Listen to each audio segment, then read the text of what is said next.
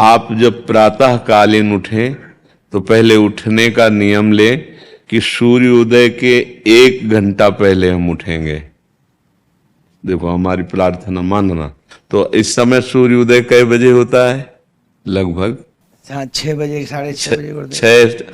आप 5 बजे उठ जाइए और उठ करके सबसे पहला कार्य कीजिए, पृथ्वी के चरण स्पर्श कीजिए, भूमि के चरण स्पर्श कीजिए। और फिर आप जिस आसन पर बैठे हैं, देखो ध्यान से हमारी तरफ सुनना, जिस आसन पे बैठे हैं, जिस पे शयन किए थे, जिस सैया पर सोए थे, पृथ्वी को प्रणाम करने के बाद उसी सैया में 5 मिनट केवल बैठ जाइए और 5 मिनट बैठकर 5 संतों का नाम ले लीजिए।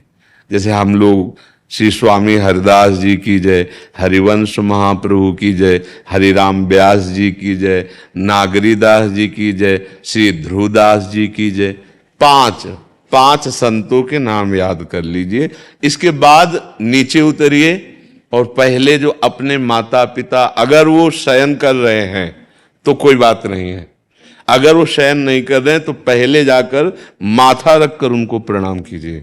इसके बाद आधा लीटर या 1.25 लीटर जितना आप जल पी सकते हैं, उस जल को आप हल्का सा गर्म करवाइए अपने माता पिता से, जो भी आपकी सेवा में हो, या अगर आप स्वयं कर सकते हो तो स्वयं हल्का सा।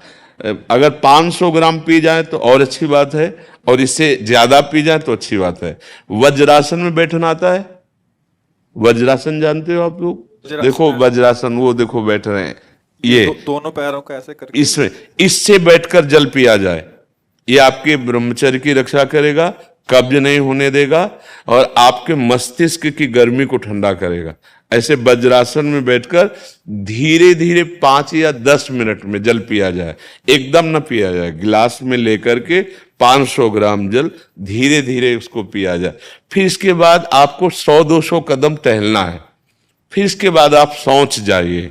शौच, अगर आपका पेट साफ हो जाता है, अगर नहीं साफ होता है, कोई ऐसी परेशानी लगती है, तो 1 चम्मच ईसबगोल की भूसी और छोटी हर का आधा चम्मच अगर रात्रि में दूध से या पानी से ले ले तो वो बार बार शौच नहीं लगाएगा, पर आपकी आंतें साफ हो जाएंगी। शौच जाने के बाद स्नान करें और फिर तुरंत, अगर आपको व्यायाम आता है तो करे, नहीं तो सीधा सरल बात होती है, 20 बार बैठ जाए बैठक और 10 बार लेटने वाली दंड। और इसके बाद जो अनुलोम विलोम, जो इससे खींचे इसे छोड़ दे, इससे खींचे इसे छोड़ दे, इसके बाद दोनों हाथ ऐसे करके 7 बार ऐसे करे, सीधा खींचे और सीधा छोड़ दे। इतना ही तुम्हारे लिए प्राणायाम की आवश्यकता है। अब अपनी दिनचर्या में लग जाए। जो पढ़ाई का कार्य दिया गया है, आगे तुम्हें और भजन की बात हम नहीं कह रहे, जो पढ़ाई का कार्य दिया गया है वो भगवान की ही पूजा है।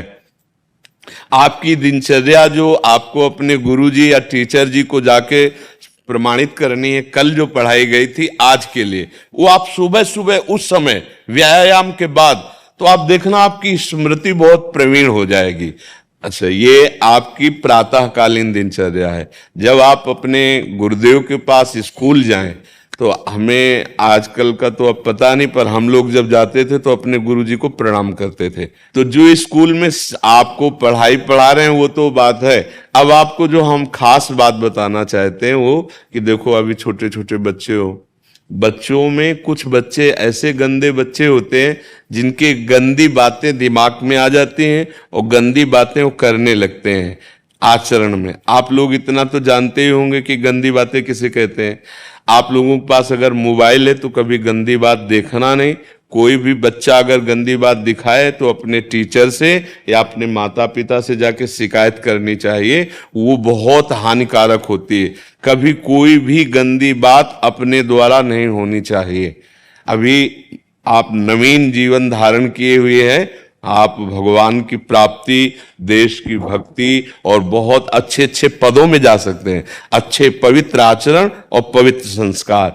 ब्रह्मचर्य के लिए गंदे बच्चों का संग त्याग करना, गंदी कोई ऐसी हरकत सिखावें या बात सिखावें तो उसको सुन करके छुपा नहीं लेना, तुरंत अपने टीचर से बताना या अपने माता पिता से बताना, और ऐसे बच्चे का कभी संग नहीं करना।